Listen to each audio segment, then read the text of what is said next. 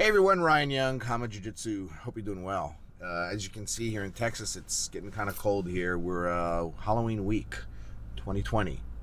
Pandemic still going on, but I just finished taking my daughter to school. She's 15 years old, so right in the middle of the teen years. And one of the things that happens when you're a teen is that you start to become unsure of yourself. You have it actually probably starts a little sooner than that, but kids in elementary school, all they do is they play, they learn, they're growing, and they're awesome, right? And once you start to get to maybe middle school and high school, you start to people start to mature and they grow and stuff, and you think, man, I start to compare myself to other people. Look, that kid's smarter than me. When you're in elementary school, you know who the smart kids are a lot of times, and you don't really care, right? It's not a big deal. But being smart matters. How you look matters. Kids have acne. Kids grow. Kids that grow too much too fast, they're kind of uncoordinated. They fall down a lot. And on the other hand, you got some kids that are fat, some kids that are skinny, and some kids that are short, right? Like me, right? I was one of those short guys. And the thing is, a lot of your insecurities come up during that point. They're exposed, and how you treat them in the early parts is how they're going to affect you later in life, right? If you nurture those insecurities, meaning you feed that beast, then you will be insecure for the rest of your life. If you don't feed that beast and instead you feed the side of your person that is good and strong and that of a high quality, then that's what you'll feel later on, right? You ever notice that there's some people who you look at and there's this one, I can't think of his name now right offhand. He's from Australia. He's a preacher, and he's got no legs. He's got like his foot looks like a penguin foot on one of them, I think, and he waddles along. He's got no arms, and I think he's got part of one hand or something. I don't remember what his name is, but he's the most extraordinary person because he's a magnetic person. He focused on, for him, like I said, he's a preacher, so he didn't focus on his body, although he did say that when he was younger he tried to drown himself in the bathtub, but once he got past that, he realized that there is a lot of value in him, and he now lives a pretty blessed life from the way I've seen it. By the time he's been married, he's got a beautiful wife, and I'm not sure if he has kids or anything. This was about 10 years ago when I first saw him. I don't know what he's up to these days, but that he's taking what he was given and he's just focusing on his qualities and not on his so-called disabilities. And most of us, we're pretty ordinary. It's just like, hey, I like, as far as height, I'm 5'4.5", and because I'm little, I'm short. My kids are not going to be all that big either. My son's like 5'7", so that's good. But my daughter, she's tiny. She's not even 5 feet tall, and she's got all these insecurities about her when compared to kids in school, because everybody's going to be taller than her.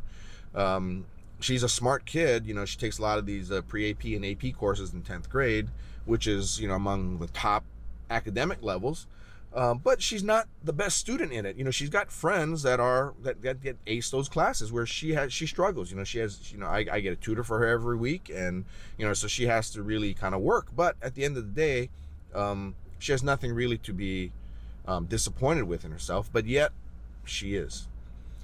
And I had a talk with her this morning, and it's just this whole thing, what does it have to do with jiu-jitsu, because this is just life. Well, like I've said in so many videos, jiu-jitsu is simply a microcosm of life.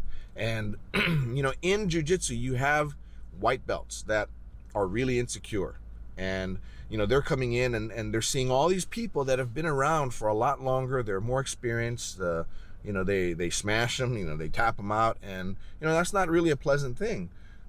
But you have to undergo a lot of changes. You have to accept that, look, I can get there, I will get there, I just need to keep trying, just like in school, right? And you're going to accept that, we've got one guy who's 6'6", 265, 285, and he's a physical specimen. On the other hand, you've got other people. I've got another guy who's 5'10", 119 pounds, right? He's very thin. And, you have to take what you're given, right? Common thought process is you're going to have to play with the cards that you're dealt. And we all need to. But what we need to do is focus on what we're good at. Focus on where we're strong, and look at that in a positive way, and not feel bad about our perceived shortcomings. Because at the end of the day, sometimes those perceived shortcomings are not really shortcomings at all, right? So I talk, I'll go back to my daughter now. This is just in a short ride to school, and I'm telling her because I know that she doesn't like something about her and all that. And I said, you just have to learn to accept it and realize that you're perfect the way you are. You don't need to be something that somebody else is, because if we were all alike, then there'd be no differentiation between us. And the same thing happens in your training, right? Your path to blue belt is maybe similar, but it's not exactly the same as somebody else's path to blue belt. Same for you black belts. It's the same thing. You tell your students the same thing I'm telling you right now, that you have to kind of take what you've got and you have to try to make it be the best. Now, just because me in high school I enroll in college classes doesn't mean that I'm going to ace them all, and it doesn't mean that I'm going to get even a good grade in any of them. Just because I'm in the class doesn't mean I have a right to an A, right? If you think of the A as the pinnacle, we all want A's, but we're not all going to get A's. But yet we go through life thinking that just because I'm training jiu-jitsu I should get a black belt. No, that's not true. You may get a black belt, right? If all the stars align, you will get it. Now, those of you that are training, I'm not trying to throw cold water on your journey. I'm just telling you that everybody, a black belt is something, a legit black belt, right? I've seen people get black belts just because, I don't know. Well, let's not even talk about black. Let's talk about coral belt. I understand there's a guy who got a coral belt who didn't even teach as a black belt, but he got one kind of as an honorarium, right? To me, that's bullshit. A coral belt is supposed to be that you've been teaching X decades, teaching, not just you earned a black belt. Not any black belt can get a coral belt. Or traditionally speaking, IBJJF, I think it's just time. If you compete and you ref, not necessarily even run a school or teach or anything like that. You can just be a competitor and you'll get one over time, right? But in life, me being a short guy, what do women want? Women want tall guys, and I could wallow in that and just say, oh man, you know what? Nobody likes me because I'm tall, but yet, here I am, I'm teaching guys, and, I'm 52. My dad died at 50, 58, 59, something like that. And I've accepted that I could go early, early versus you, for instance. You'll probably outlive me, but it doesn't bother me, right? Just like it doesn't bother me that I'm short. It doesn't bother me that I'm not the smartest guy in the world. It doesn't bother me that I'm not the best black belt in the world. It is what it is, right? Common cliche.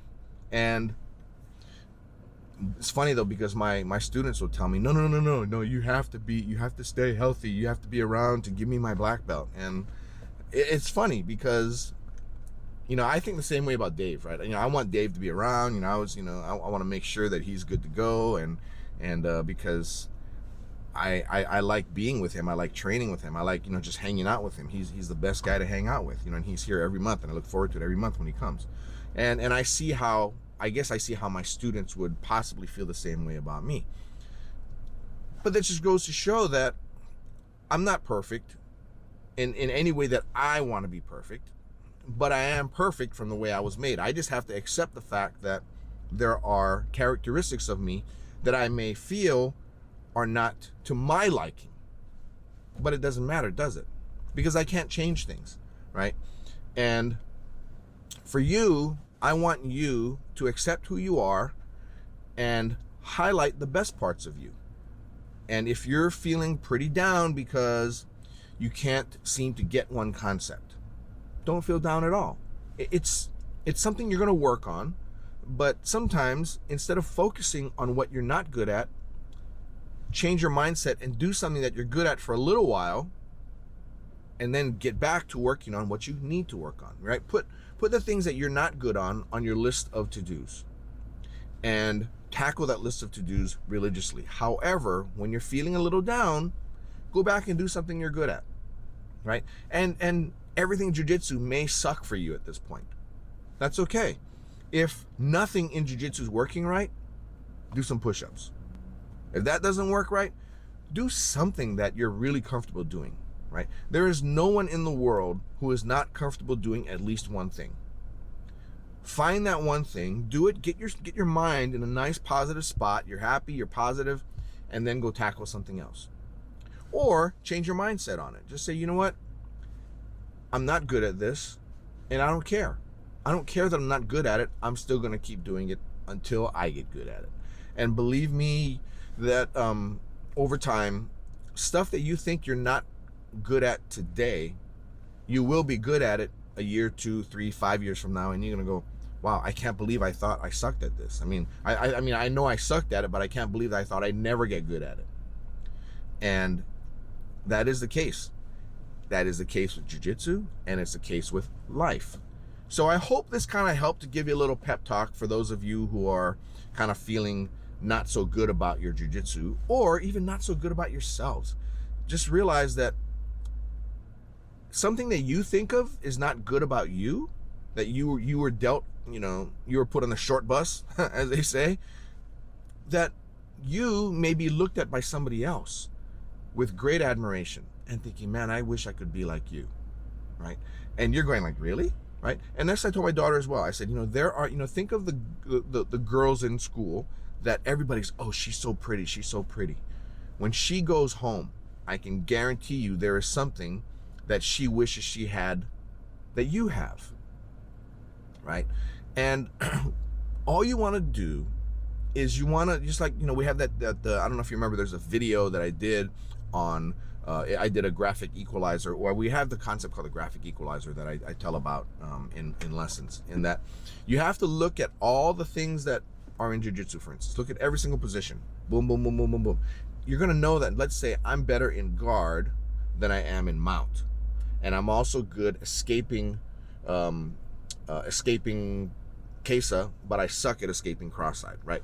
What you want to do is you want to look at all the levers that are low, and you want to work on those and push those levers up, right? All the ones that you're not good at, you want to push up.